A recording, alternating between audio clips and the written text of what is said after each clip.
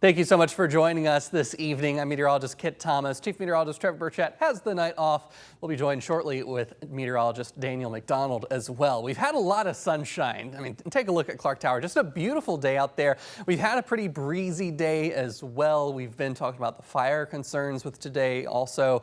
You know, it's just that pleasant air out there. We've started to warm back up over the last couple of days as well. Many of our temperatures have gone from the 50s on Saturday afternoon. It started off a little bit warmer in the morning, but we actually had afternoon temperatures in the 50s. That's a cold front came in, set us back a few degrees as we headed into our Sunday, and let us be a little bit more mild for the start of the week as well.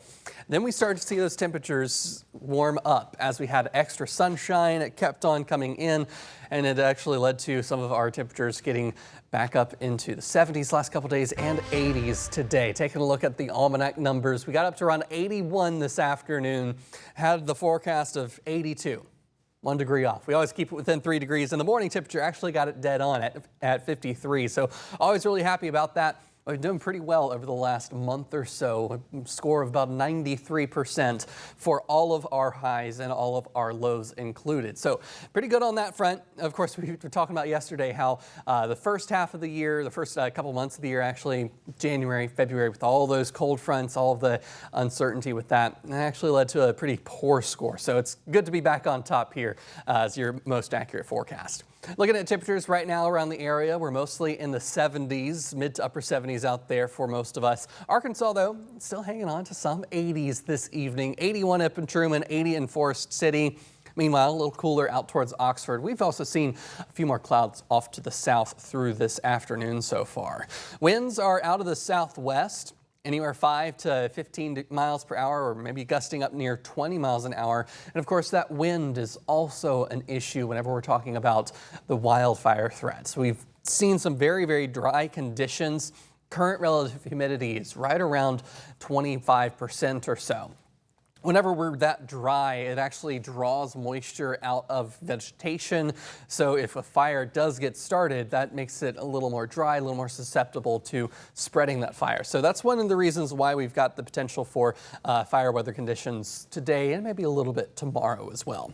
Looking overnight, of course, overnight we drop our temperature down closer to the dew point, and that'll increase our relative humidity. So not much of an issue there. But tomorrow afternoon, we warm up very quickly, and we're going to see those relative humidity values getting into the 30s and 20s out there into the afternoon. So it will be another dry afternoon tomorrow.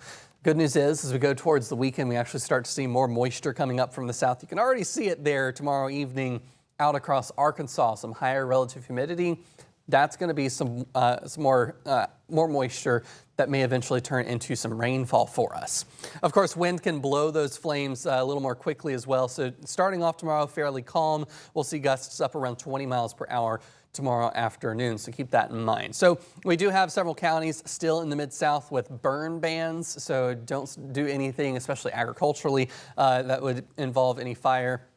Of course, we'll see maybe a little more rain into the weekend, so that could help reduce our wildfire concerns in the next couple of days. But here's some fire danger safety tips to keep in mind. Avoiding outdoor burning, of course, we already touched on that. And disposing of cigarettes properly into a container or an ashtray. Don't throw them into dry grass. That could quickly ignite. Don't park in dry grass also. Another thing, I actually saw this happening last night. A tractor trailer had just chains dangling, and they were sending off sparks on the interstate. That's another thing you want to keep in mind. Make sure that if you have chains connected to a trailer, make sure that they are tied up so that they aren't dragging on the pavement, because that's one way that you can actually see a wildfire start. A lot of wildfires, especially across the plains, will start right next to an interstate because of something like that. Taking a look at the drought monitor, this of course updates with data from Tuesdays issued on Thursdays. And we've not really seen a lot of rain in the last week, but we did have a touch of rain on Saturday. It was about 0.13 inches, so not a lot of rain, but still some rain. Hopefully that can go to helping out with the drought a little bit. We've got a lot more rain coming up as we head into the weekend. Here's the year-to-date rainfall so far. We've only got about 10.3 inches, a little less than 10.5 inches there.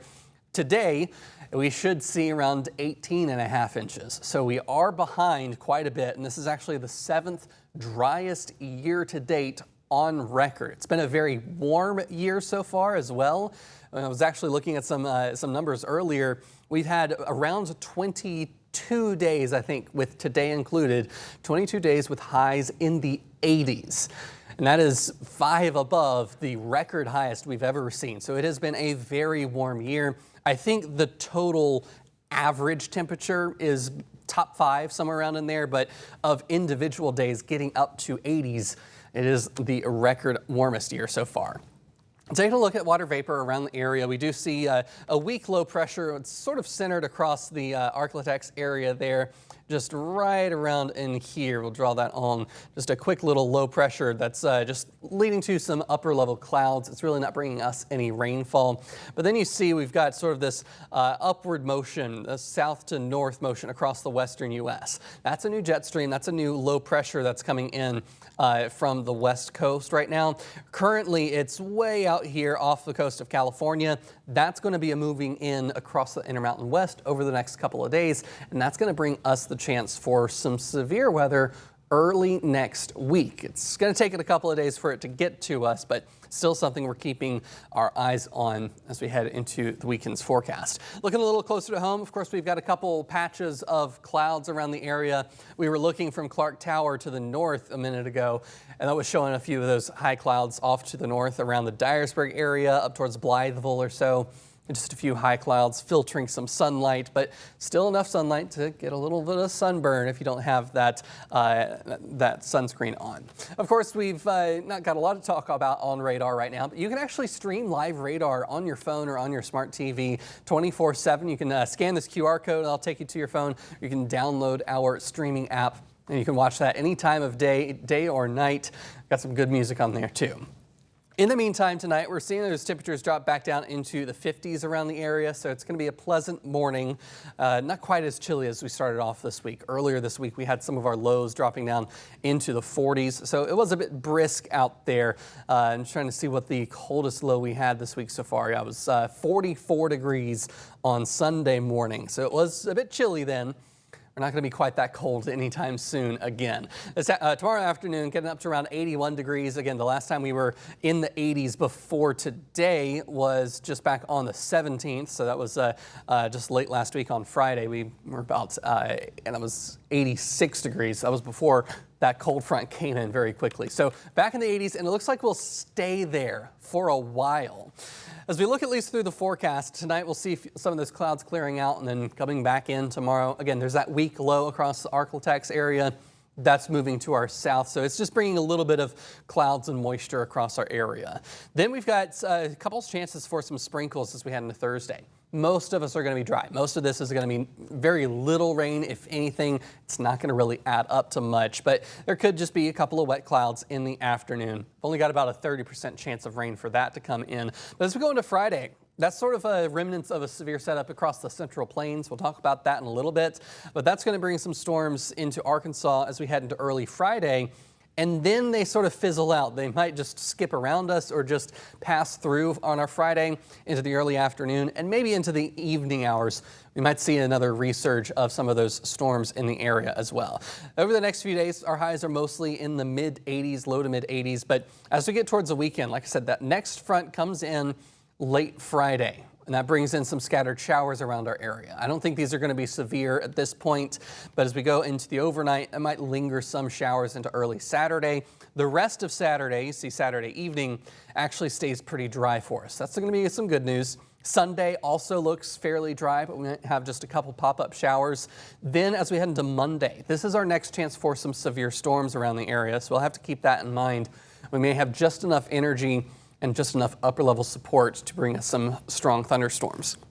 Total rainfall from this is actually going to be really, really good rain. We could see anywhere from 2 to 3 inches of rain across the Mid-South.